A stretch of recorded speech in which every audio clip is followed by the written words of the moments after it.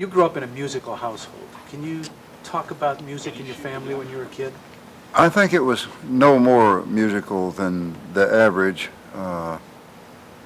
My father never played old-time banjo a single time that I know of during my lifetime until I was about 11. Then he made me one that summer, and I heard him play a few tunes on it. My mother sang a few ballads around the house. But from the time I can remember, I loved music, be it Carson Robinson and the Buckaroos or Gid Tanner and the Skillet Lickers. It was part of the old-time music we had in the little wind-up phonograph. There was a collection of about 50 recordings, old 78s, that came with it. And to me, music was something wonderful and magical ever since I can remember. How about the radio? Who'd you hear on the radio? I remember reading. Oh, and when the radio came in, I was already going to school at that time in the 30s when the radio came in our house, early 30s. The Delmore brothers, the Carter family, all the people that would have been on the Grand Ole Opry at that time, Sam and Kirk McGee and Dave Macon, Roy Acuff, all those people. And then Merle Travis later on in the late 30s, early 40s. I remember reading that you were influenced by Jimmy Rogers too. Jimmy Rogers was part of the record collection, and Dad began to buy a few of his recordings in the late 20s and early 30s. Jimmy Rogers was one of the largest influences on me, the music he did, not his actual style. I used to try to yodel when I was a little boy, and I could get all the way up to, I couldn't tell you what note. I can't do that anymore. And when I stopped trying to mimic people on the guitar was when Chet Atkins came along. I loved his music and listened to a lot of it, but I did an album with Chet, but we played our own style. By that time, I'd learned you don't mimic other people when you do a recording with them. You play what you play. How did you develop your own flat picking style? I didn't develop it. It just happened. I heard fiddle tunes and tried to fiddle for, 18 months, I guess, and I wasn't much better than a hungry pig on the thing. So I decided I'm going to learn some fiddle tunes on the guitar, and I figured out that if you begin to pick up and down, even strokes, getting the notes coming up and down, you can get them a lot faster without working so hard. And the fiddle tunes, I learned one or two, and didn't do much with it until I heard Grady Martin play guitar in Nashville on Sugarfoot Rag and Hank Garland and those boys, and I thought, hey, if they can play fiddle tunes that smooth, I believe I can learn one or two. So I worked at it. One of the things I was reading recently also talked about how you used to play on the street. You played on the street to buy your first Martin guitar. Played on the street a lot back in the early days. It's kind of hard for a fellow that's visually handicapped to get on any kind of radio show. Even by the time I got good enough to be on some of the local hillbilly shows and do the stage show part of it. Playing on the street was a strange but rewarding business. I figured then I was selling something just like I will tonight when that folks buy tickets and come in here. I never felt ashamed about it. I've been asked by different people in interviews, are you ashamed that you played on the street? Why, Lord, no, I'm not. I did play on the street that summer and paid for an old D28 that I had for a long time. And played on the street for other reasons. After I was married for a while, I used to try to earn, as some old boys used to say, a few pence, a few dollars to kind of help along with Rosalie with the children. We raised 2 children. And the young man out here with me a minute ago was my son Merle's son. He's my grandson, Richard. I like to talk about how it might have been with Blind Lemon Jefferson that did Matchbox Blues and why he wrote it about playing on the street. He must have been in some town, had a long ways to go to get home and not much money and no more matches to sell. So the little match case he carried him in was empty and wondered if it'd hold his clothes. There was a time when you traded in that Martin for a Les Paul Standard to play in a band. Well, yes, but it was one of the first models, and Gibson had made a mistake and wired it wrong. I'll talk about this a minute. I mean, they put the bridge on it wrong, and you couldn't mute the strings and play what you wanted to play. And I took the darn thing off and put a regular bridge on it, like it's on the Les Pauls now. And it didn't look quite as good with my, as Dad used to say, with my cobbling on it, but it worked. Yeah, that was when I got into a local dance band, and we played some rockabilly, as they want to call it now, and it was really early rock, but light, you know, and a bunch of the old pop standards like Stardust and Basin Street Blues and Birth of the Blues, things like that, you know, that people could dance to. And that was what I did with the Les Paul in the 50s. No hot TV shows or hit records. Just enjoyed playing. So that was the material that ended up on the Dockabilly? Yes, most of it that's on the Dockabilly was that. I don't recall that we ever played Thunder Road during the 50s with that band, but I also read that when I don't know who it was who wanted you to, maybe it was Ralph Rensler, I don't know, but wanted you to play solo, and you said you didn't think you had the talent to do it? yeah, I didn't. The way that was, let me clarify that statement a little bit. I didn't understand how people would be that interested in the real, genuine ethnic or old-time music of the area, and I was skeptical about it. But I thought, hey, I need some kind of vocation to really earn a living for my family. I'm tired of charity or picking on the street. I'd like to do something, and I love the music so good. I said, well, buddy, I'll try it. Well, I went to work and got back on a flat-top guitar and began to work on the old-timey songs.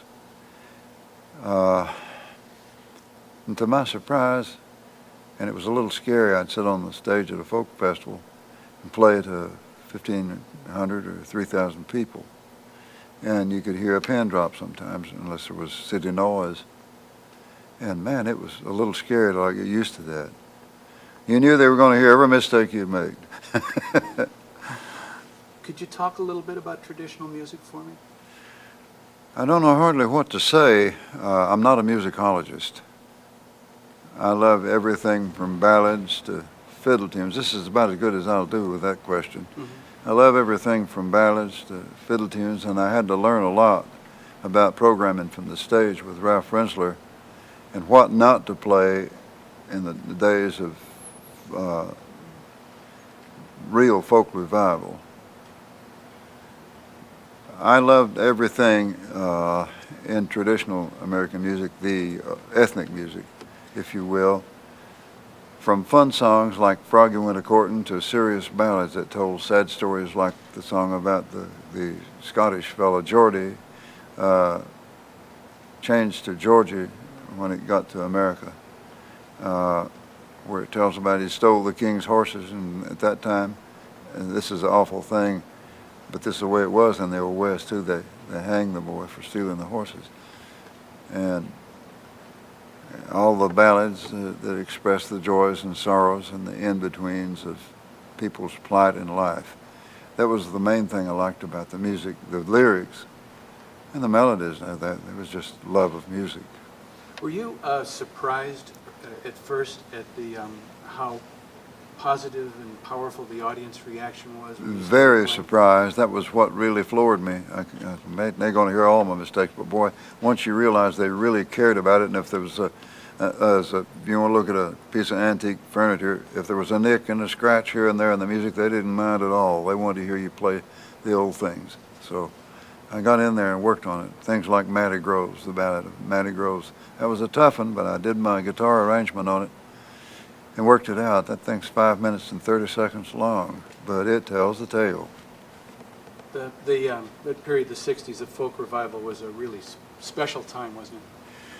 Yes, it was, I think, for everybody. And a lot of different people that other than, if it hadn't been for that, never would have gotten into the playing of folk music or westerns or things, you know. The stories on the TV channels then were of the Old West. And Jimmy Driftwood, even Pat Boone got into that and sang a ballad, Moody River. Richard and I will do that tonight. It was, it was a very rewarding time. Would you be willing to talk about some of your memories of playing with Merle? Yeah. Merle, in the beginning, I didn't really know that he was interested in the guitar until I was on my first solo concert trip, appearing as a solo act at the Ash Grove in Hollywood, and concerts, little small college theaters and places over the country. And my agent stopped by the house. At that time, Ralph Rensler was doing the booking and helping me get started. And he called me and said, I've got a surprise for you. I got some news for you. I said, well, if it's bad, lay it on me anyway. And he kind of laughed. He said, Merle has started playing the guitar. By the time I got back, I left home on the 22nd of March, no, the 17th of March. And at Easter time, Merle decided, that was on up in April a little bit, that year he wanted to learn the guitar. His mama taught him his first chords, and he just took it and went with it. By the time I got home, he could pick some fingerstyle things like Never on Sunday, and that was the 22nd of May when I got back. If I could have learned that fast, oh, Lord, I don't know what I would have given. But, you know, you do what you can. If you love music, you're either unbelievably talented or not. And if you love it good enough, you will learn it. His fingerstyle playing was beautiful. The thing that really, another thing that really was wonderful about working with Merle, he was so good at travel on the road, as good as he was at learning music. He could memorize that blamed city in no time. He'd know how to go back there if it was a year later. And drove not hundreds of thousands, but well over 1 million miles. I don't know how many miles that boy drove during the dues paying days, just he and I together. And then we got hired a bass player in the 70s. And later on, a little later in the 70s, we had 2 more fellows join it, and it was Merle's Frosty Morn band. Traveling with Merle was one of the easiest things in the music that I've done. It was hard in one way, but it was easy. I remember once we went to do the Today Show with Hugh Downs. We flew to New York the day before and got up at 5 o'clock that morning to go down there and do that doggone thing. Yeah, it was a little early for me to sing, but we got a lot of response on it, so I guess I didn't do too bad. Tell me a little bit about Merle Fest and how and why you started it and what it means to you. B. Towns, the Dean of Development at Wilkes Community College, and a good friend of mine, the late Bill Young, in '87 came to our house and asked me if I'd do a small concert to put in a little memorial garden in memory of Merle on the college campus. I said, well, sure. Well, we talked about it, maybe 5 minutes, and my wife and daughter, Rosalie and Nancy, popped up and said, well, why don't you hold it over till spring and do a little one-day festival or two and have Merle's friends come, and it'll be even better. And it just grew, mushroomed. And they said, well, let's have it one more year, and it was so much bigger. The first year after the first one, they had it. They decided to run it a while and see what happened.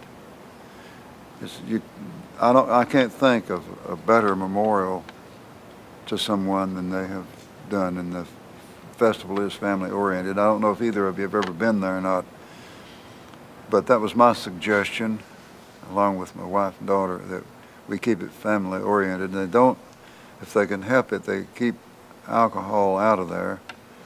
You know, a little will get in anyway, but we've never had any trouble.